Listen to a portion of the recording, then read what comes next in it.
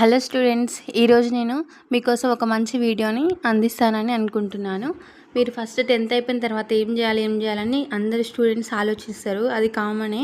ఏం చేయాలనేది ఎవరికి తెలియక పక్క వాళ్ళని, సీనియర్స్ని, టీచర్స్ని, పేరెంట్స్ని ఏం తీసుకోవాలని అడుగుతూ ఉంటారు. ఆ క్వశ్చన్లన్నింటికీ మీకు ఆన్సర్ దొరుకుతుందని నేను ఆశిస్తున్నాను. ఈ వీడియోని పూర్తిగా చూడండి. ఫస్ట్ మనం ఒకటి చూస్ చేసుకోవాలి, ఒక సబ్జెక్ట్ చూస్ చేసుకోవాలి. 10th అయిపోయిన తర్వాత 10th వరకు అంటే మనం స్కూల్లో స్టార్ట్ అవుతాం. ఫస్ట్ క్లాస్ నుండి 10th క్లాస్ వరకు అన్ని సబ్జెక్ట్స్ కంటిన్యూగా సాగిపోతూ ఉంటుంది. 10th తర్వాత మనం సబ్జెక్ట్స్ చూస్ చేసుకోవాలంటే ఫస్ట్ మనకి ఏం ఇంట్రెస్ట్ ఉంది, మనకి ఏ సబ్జెక్ట్లో ఎక్కువ మార్క్స్ వస్తున్నాయి, మనం ఫస్ట్ 8th క్లాస్ నుండి చూసుకోవాలి. ఏ సబ్జెక్ట్లో మనం ఎక్కువ స్కోర్ గెయిన్ చేస్తున్నాము, 70% మార్క్స్ ఎబో ఏ సబ్జెక్ట్లో వస్తున్నాయో చూడాలి. ఒకవేళ మనకు మ్యాథ్స్ బ్యాక్గ్రౌండ్లో ఎక్కువ మార్క్స్ వచ్చినాయనుకో మనం ఎంపీసీ సైడ్ వెళ్ళిపోవాలి.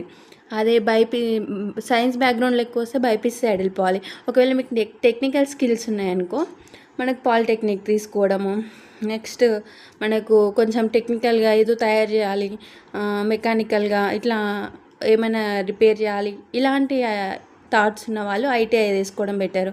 తొందరగా సెటిల్ కావాలనుకున్న వాళ్ళు వొకేషనల్, పారామెడికల్ ఇలా చాలా కోర్సెస్ ఉన్నాయి.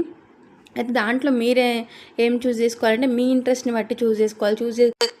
ఫైనల్గా ఒకసారి చూస్ చేసుకున్న తర్వాత మన మార్క్స్కి మనమే బాధ్యులం కాబట్టి ముందే కరెక్ట్గా చూస్ చేసుకోవాలి. సార్ ఇప్పుడు 10th అయిపోయిన తర్వాత మన ముందున్న 5 options: intermediate, diploma, ITI, vocational, paramedical. దీంట్లో మనకి ఇష్టమైన గ్రూప్ ఏదో ఇప్పుడు చూస్ చేసుకోవాలి. ఫస్ట్ ఇంటర్మీడియట్ గురించి మాట్లాడుకుందాం.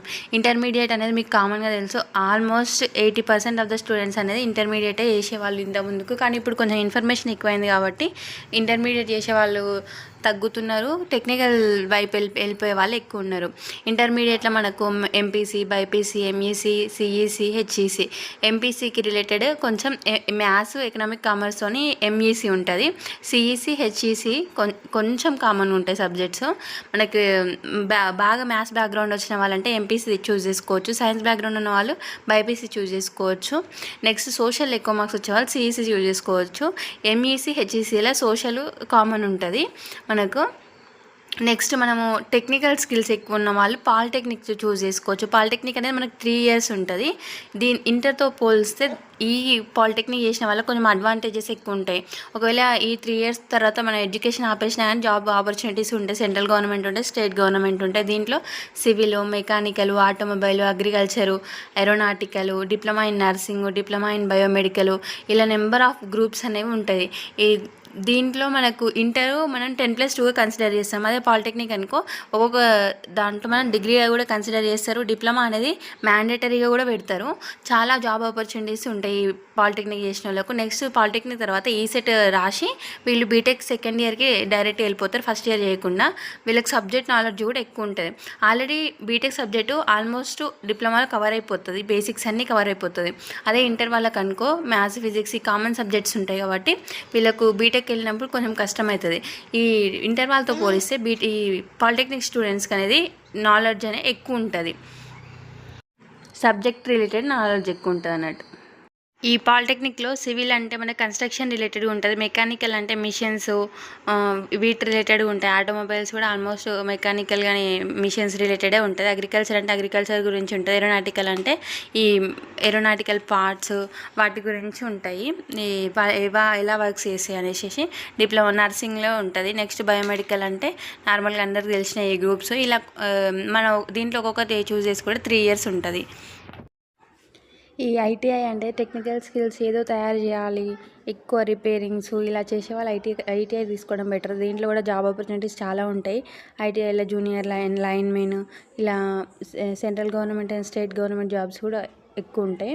దీంట్లో ఏమేమి ఉంటాయంటే ఆటోమొబైల్స్, మెకానికల్, డీజిల్ మెకానికల్, ఇంకా architect assistant, electrician, craft man, plumber. ఇక్కడ ఎలక్ట్రీషియన్ అనేది తప్పు పడింది, చూడండి ఒకసారి గమనించండి.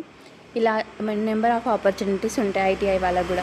ఐటీఐ వాళ్ళు కూడా నెక్స్ట్ డిప్లొమా చేయొచ్చు. ఐటీఐ అయిపోయిన తర్వాత ఎక్కువ బాయ్స్ ఈ ఐటీఐ అనేది చూస్ చేసుకుంటారు.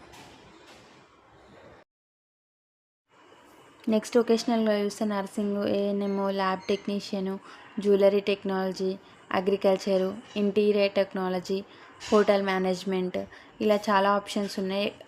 మోస్ట్లీ ఇప్పుడు ఇంతకుముందు వొకేషనల్ ఎక్కువగా ఎవరు చూస్ చేసుకోకపోయేది, కాబట్టి ఇప్పుడు ఇన్ఫర్మేషన్ ఎక్కువ అవుతుంది కాబట్టి వొకేషనల్ కూడా చాలామంది చూస్ చేసుకుంటున్నారు. నెక్స్ట్ పారామెడికల్ కూడా మనం తొందరగా సెటిల్ అవ్వాలంటే దీంట్లో ల్యాబ్ అసిస్టెంట్ ఇలా చాలా ఉంటాయి. ఈ సబ్జెక్ట్ నేర్చుకొని ఫాస్ట్గా సెటిల్ అయిపోయిన వాళ్ళు ఉంటారు దీంట్లో. ఇప్పుడు పారామెడికల్ ఏమేమి ఉంటాయి చూడము. Medical laboratory, physiotherapy, nursing assistant, ECG అంటే ఎలక్ట్రోకార్డియోగ్రఫీ అంటే మనకి ఈసీజీ చెక్ చేస్తారు కదా అది, ఆపరేషన్ థియేటర్, రేడియాలజీ, ఇవి మన పారామెడికల్లో ఉండే groups. Thank you for watching students. ఇలాంటి మరిన్ని వీడియోస్ కోసం మా ఛానల్ సబ్స్క్రైబ్ చేయండి. Please share, subscribe and like.